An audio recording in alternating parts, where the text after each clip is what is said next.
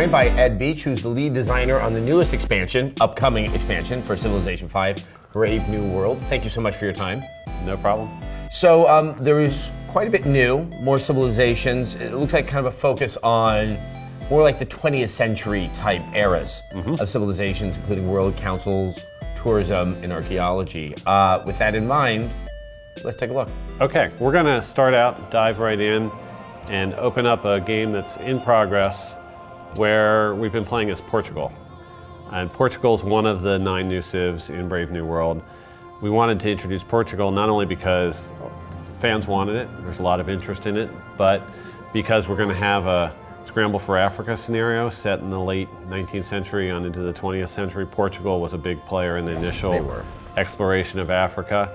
And we also have an emphasis in this expansion on international trade. And Portugal, especially when they set up the trade routes around the Horn of Africa over to India and the Spice Islands and those kind of things, they were huge players in that type of international trading game. And so we wanted to make sure that they got included. It would be sort of crazy to have international trading and not have Portugal. So that's what we're going to look at first, is we're going to look at some of the unique features of Portugal. But we'll just take a few minutes on that, and then we'll start diving in on some of the new exciting systems that we have.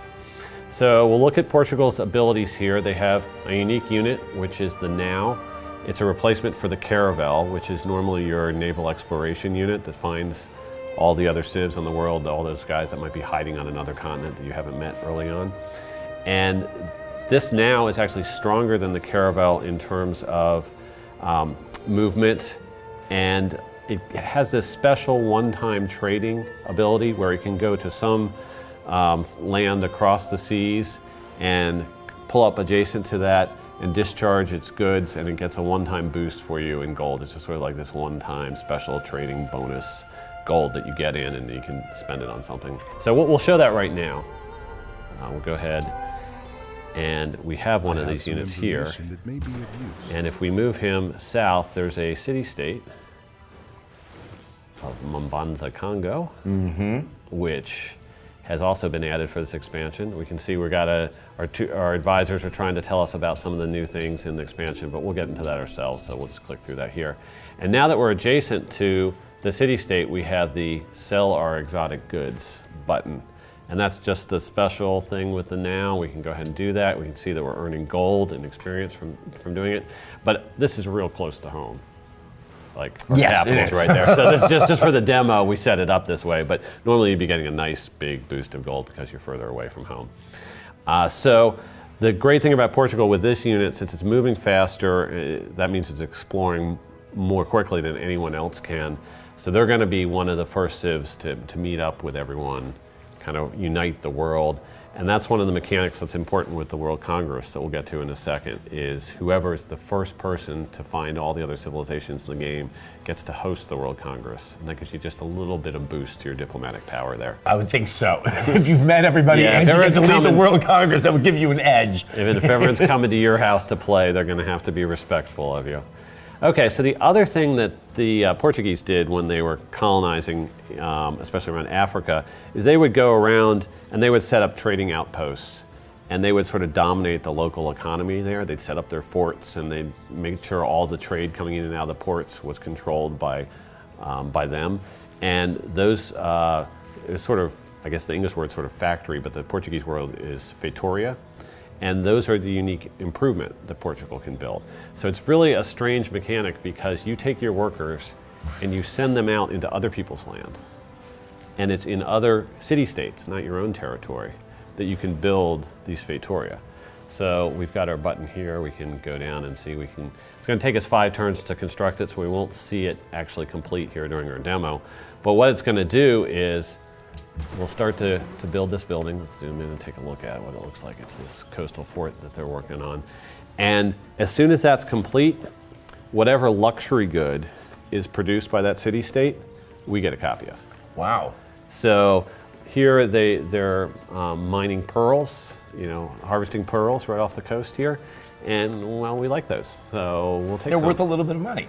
Now, what about circumstances where it's a city that is not friendly towards you? You know, where there is, you know, some degree of hostility. I mean, your worker's going to have a hard time getting there to get going. Okay. And yes, he can get attacked. So that's sort of the unique unit and unique improvement that the Portuguese have.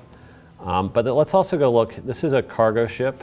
We've shown some demos with cargo ships, but what we're going to do is really look in depth at how some of the trading system works right now.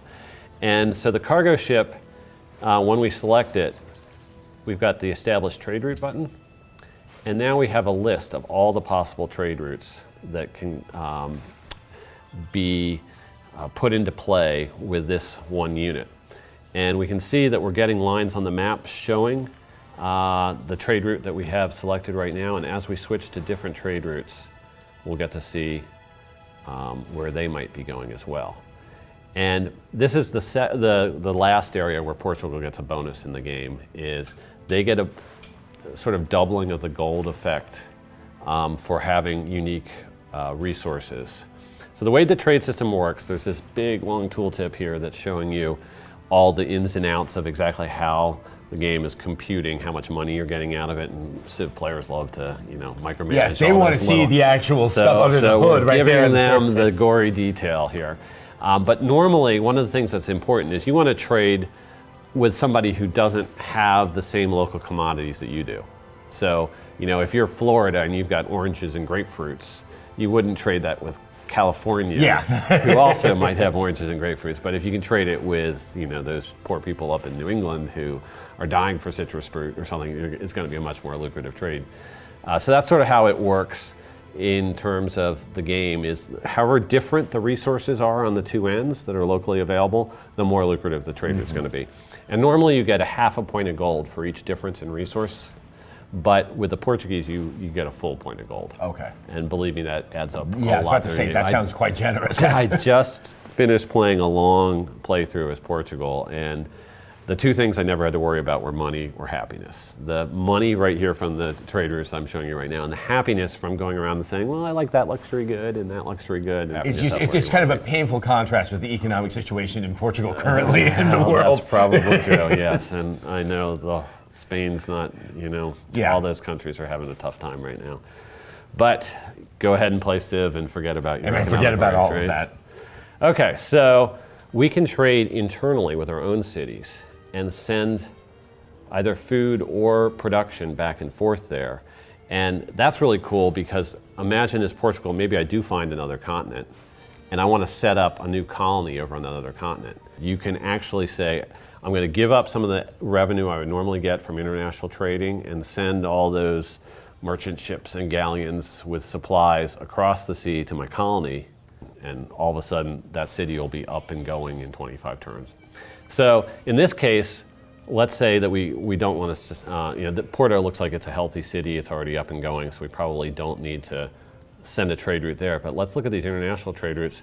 We're seeing that not only is gold, there's a left arrow saying what's coming to us, and then the right arrow is about what's going out. But we can see that religion is also traveling over the trade routes, and so is science as well. And what's happening here is, in this particular game, Portugal is the technology leader.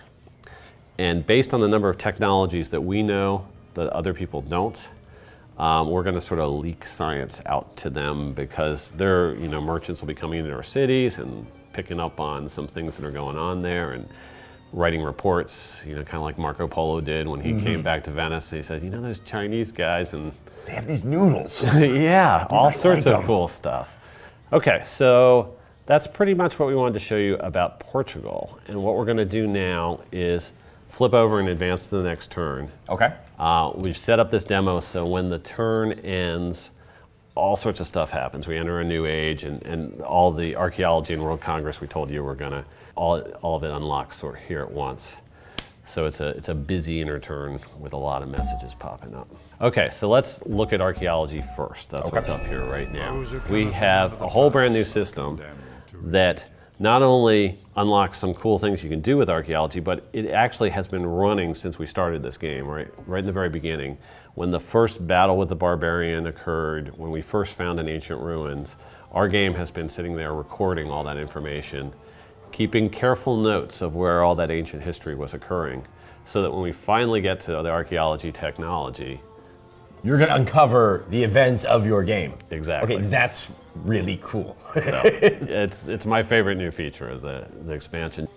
Okay, so let's look at our archaeology situation here in a little bit more depth. Okay, so we have an archaeologist unit outside one of our cities. Normally you have to, once you unlock archaeology, that's when you first are able to start building these guys, and they can only come from a city that has a university, and so you start cranking them out at this point in the game. But for the purpose of the demo, we went ahead and pre-placed one, and he can go ahead and come over to our ancient ruins site, which is just outside the pyramids, and he can go ahead and start constructing an archaeological dig. Okay, so they're busily working away at that. It's going to take them 3 turns. We can see there's another archaeological site right over here. Those sprung up on the map from the previous turn to now. Okay. They were not there at all. Okay, got it. It's like the analogy is when a strategic resource appears, so you finally get far enough through the game that you research biology, and all of a sudden oil starts appearing on the map. This works exactly the same way through that same system. So now that we have the hindsight of archaeology to know that we see want value to in some things that are on the map. Right, that everyone was just ignoring or trashing or looting or whatever beforehand. This type of antiquity site's going to get worked. We can decide to preserve that site and turn it into a landmark, which generates culture for our civ. The cool thing there is, depending on how old and how ancient it is, it'll generate more culture for us than something, like if it was a battle that happened 50 years ago. I found from Tuesday. It's not. It's nothing very exciting there. Right. If it's something we found from Tuesday, we'll just take that and put it back in our museum and make that an artifact in our museum. But if it's something really, really ancient and it's in our territory, you can basically turn it into sort of a national park, landmark kind of thing. And that you can both generate both a lot of culture right away, and you can also get tourism out of it that's going to help you win the culture victory. This is one we're going to want to get an archaeologist to quickly, because it's right on the border between us and France. And we need to know where France is in the archaeology game, but there's sort of this race to go get these now, and especially one that's on our border. If we let their culture border expand and take over it, and we go and dig in their territory, we're allowed to do that, but it's going to piss them off. Yeah, this is kind of like England and Greece. Exactly. And actually, we even have the Parthenon as a wonder in here, and that kind of exact interplay can happen here. Yeah. So we'll take a quick look now at the culture overview screen. And this is a look at, in our cities, which buildings that we have created, and then over on this left-hand column, which wonders we've created are contributing towards the culture victory that we're trying to achieve through a build-up of tourism from our civilization. And we actually, now that archaeology is unlocked, we find out how many antiquity sites are out there on the map. Oh, wow. Okay, so there are 26 scattered around. That's just to help the player not have to, I can't find this last one. It's not a collection game that you really trying to insert. We want to help them out a little bit. Yeah. And then there are hidden antiquity sites. What those represent is one of the new social policy trees in the game is the exploration tree. And when you get to the end of the exploration tree, there are these sites that you originally didn't find that are buried deep down in some jungle that only the greatest archaeologists can get to, because they're hidden behind traps. And so once you have your Dr. Livingston yes, or your Dr. Jones. Right. So as long as you have someone like that and you finish the exploration tree, then you can actually unlock those extra bonus sites. Okay. And that's sort of, then there's another race for those types of sites as well. So we can see up until now, since we haven't unlocked archaeology, we've been just building up some great writings. We got one piece of great music, and then we have 3 great pieces of art. And one of the things you can do is if you get a building that can hold more than one at a time, all the buildings like that have what we call a theming bonus. And if you can collect a sort of a thematic set that makes sense together, you can actually generate additional culture and tourism out of it. So here in the Sistine Chapel, we have 2 pieces of Portuguese Renaissance art. And so we're actually have created a chapel of Renaissance Portuguese art that's sort of especially attuned to people who are interested in coming and viewing that. Because if you're going for a cultural victory, if you're to put that like kind of real world terms, you need to curate your culture to get people excited. This is the curation mini game within here. The trickiest thing to curate is the Louvre, which has 4 slots in it, the most of any of the buildings. And just like the Louvre in Paris, you try to collect a wide variety of things from all over the world. So all 4 things have to be from different cultures, different players have to have created it, and they all have to be from different eras. And so that one's the one where diversity is king. And then the player was told at the outset when they had that building, you know, like for instance, this one we don't have themed properly, the Great Library, and it can tell you what exactly we need to do to maximize our bonus on that. Okay, so that's a good look at archaeology and the new culture game. The other thing that happens at this point in our demo is the World Congress is founded. And so that is because Portugal has found everyone in the world, and now the 2 requirements is 1 civ has found everyone in the world, and that they also have the printing press technology unlocked, which we have. So the preconditions are met. Okay, so we have this notification that it's our turn to make a proposal for the first Congress of Lisbon to consider. So we'll go ahead and click on that. And we can see the leaders of the world gathering around the table here at the World Congress. Now, on the lower left corner of each leader is a number giving how many votes, how many delegates they have at this Congress. And because we're the host, we get an extra one. So we have 2 and everyone else has 1. Like I said, that's going to build as you start to say, oh, city-state allies count, and the host will gain more votes, and each civilization will gain more votes. But initially here, we're starting small. The other thing you can see is 2 of the leaders have scrolls over top of them, and those are the 2. Basically, every time you have one of these, let's change the rules of the game type of sessions, there are 2 different people who get to propose resolutions that they want to have the World Congress consider. And then the votes are between those 2 proposals. Right. Each one you can vote yay or nay on. You can take your delegates and have them all focus on one of the issues, or you can split them up between the resolutions and say, hey, actually I like both those, I'm going to support them both. Okay, so let's look at what we might want to be able to propose, and then back with our 2 delegates. Okay, so we have a list of resolutions. At the very top, you have resolutions that have already been enacted by the Congress, and this is the very first Congress, so there's nothing there. But what that is useful for is if a resolution goes into play that's really unfavorable to your civ, and then you maybe gain control over the Congress later, you can then go and start saying it's time to repeal this one. I mean, there's some pretty stern. I mean, there's something as friendly as, hey, let's have a World's Fair. Then there's world religion. Yes. And it even gets a little nastier later in the game is world ideology. Oh my. So, you know, communism is king can be International Space Station or world ideology. Right. So it's an interesting list. These ones here that unlock later in the game, you can see the red text on why. Okay, so no civilization has reached radio yet, so we can't have the international games. No civilization has reached satellites yet, so we can't have the International Space Station, those kind of things. So we'll look quickly at the resolutions that we can put in play here. And I like to sort of divide these up into different categories. The first 3 are all related to trade.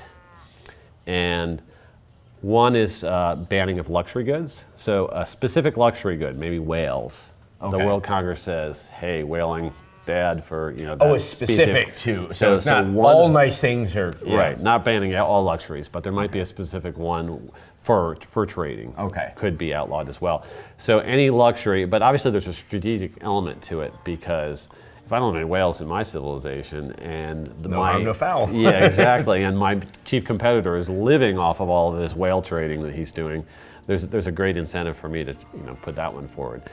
You can also make trading with city-states outlawed. All the trading has to go through major civs.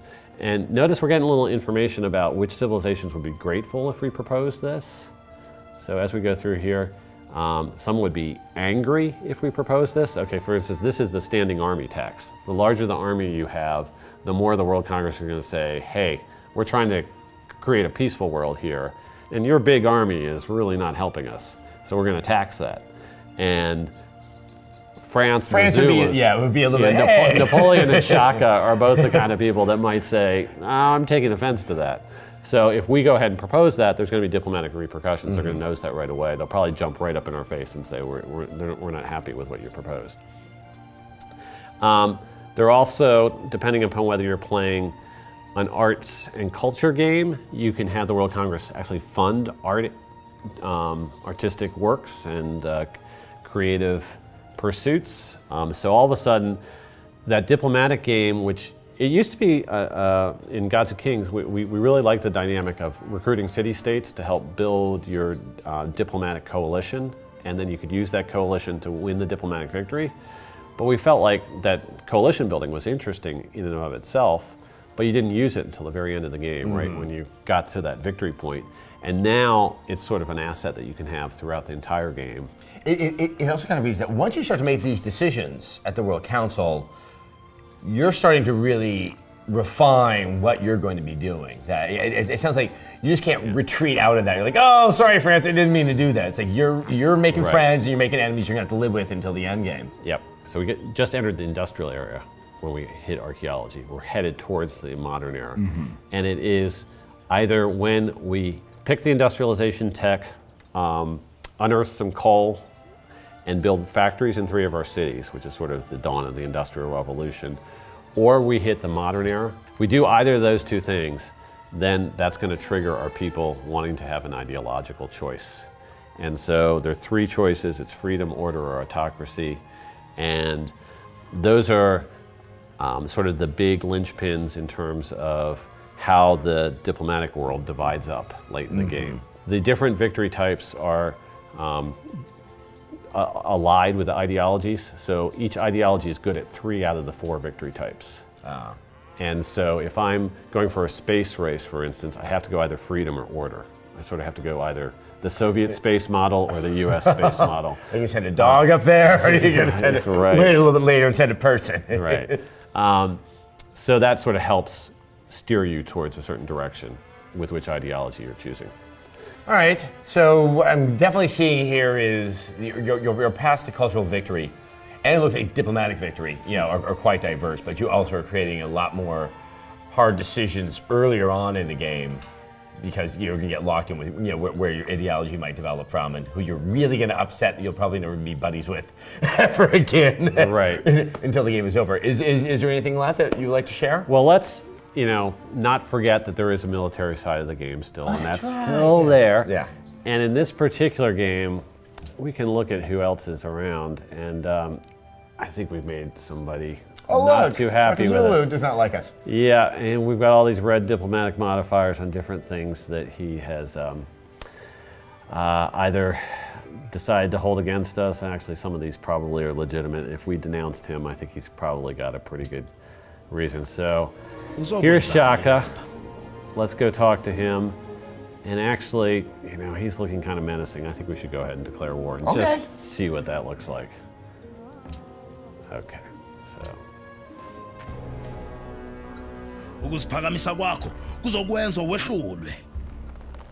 All right, we've got a war on our hands. So luckily we did poise a few units off the coast, and we can go ahead and get an amphibious assault on his lands underway here.